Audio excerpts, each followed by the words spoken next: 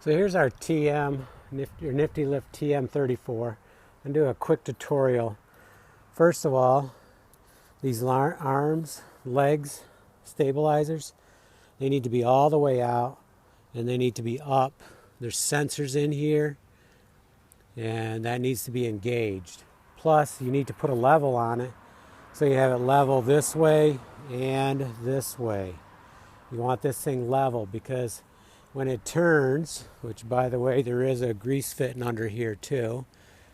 I can't remember where else there's grease fittings, but there's definitely one there. It's also good to WD-40 some stuff. I like to WD-40 the levers up there too, and a couple other spots. Any spot that looks like it wants to rust, hit it with some WD-40. I bought a gallon of it, put it in a spray bottle, like right there. I don't like that rust there, so I'm going to WD-40 that. Probably should do that bit before I put the cover back on. See, I got the cover off here. So I wanted to say something about when it's charging, the red light is on. I couldn't remember. It's in the spring and I couldn't remember, but the red light's on, and when it's complete, the green will start flickering. So that tells you they're fully charged. Now we just put 2 brand new batteries in. They're about $325 total with tax. And the other ones were dated, I think, it's been 7 years. I didn't replace them. I think they were replaced right before we bought the lift. I should check the oil, I suppose, but there's no good reason to think that it's low.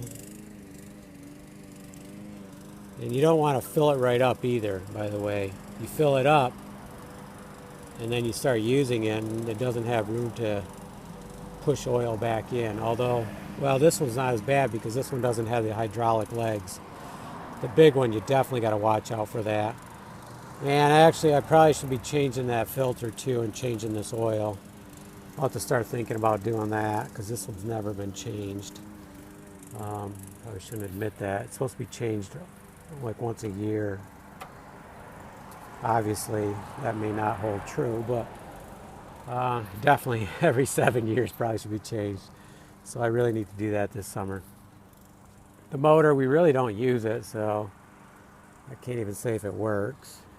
That's kind of too bad, but the real thing is the electric. We love the electric. So this is this is off. This is on. You can see this switch is well labeled. And right now it's in the off position. Once I put this cap on, I'm going to push that down so this is not exposed to rust. Still WD-40 it. This, not labeled very well, but yeah, there is, I think it says on right there. So when it's this way towards you, run, off. Although really this is kind of cobbled up. This is not really a great situation here. I really should change this whole piece, but for now, run, off. Then we have this one right here. So down is supposed to put the control in these levers. Doesn't work. So up with the key is to run the basket, run it in the basket. So up the back part right here, up to control it from the basket, which is the only one thing we do now.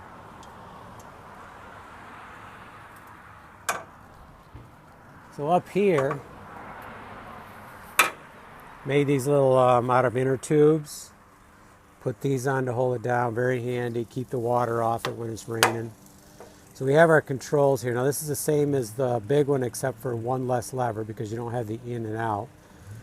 So if I remember correctly, this is to main boom, the bottom boom, up, down. Top boom, up, down, sideways. Never go sideways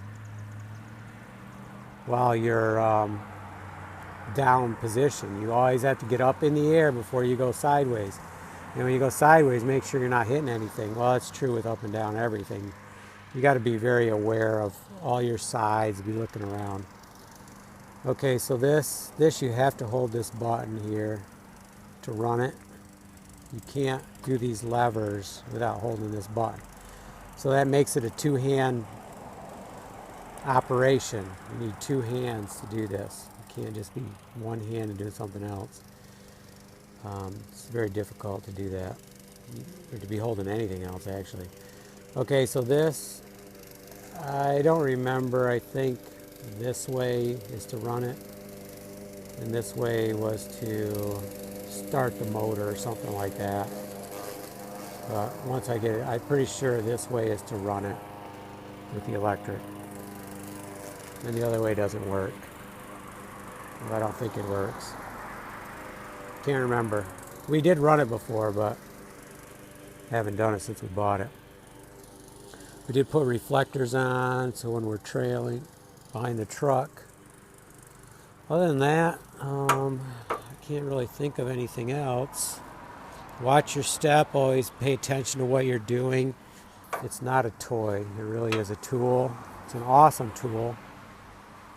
It does go in tighter, so if you need to move it inside a door, it actually will go in a 4-foot door. They use this lift, I was told, in New York City inside of the churches to work on the ceilings and stuff. So this lift's been around. Here's a good spot, WD-40. I've tried to paint where the coating has come off. We keep it locked up, always a good idea. I don't really use that, although I can't remember what's wrong with it. There's something wrong with it. Maybe it works, I can't remember.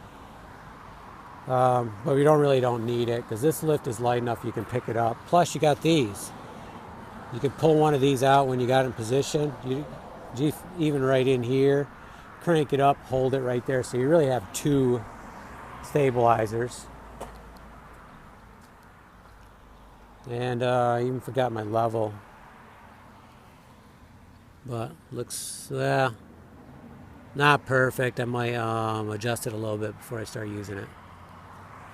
Okay. Oh, I wanted to say something about the batteries here. Notice how it's hooked up. I took a photo to make sure when I got the new ones that I hooked it up the same as the old ones. When in doubt, take a photo before you take things apart. Okay. Back at it.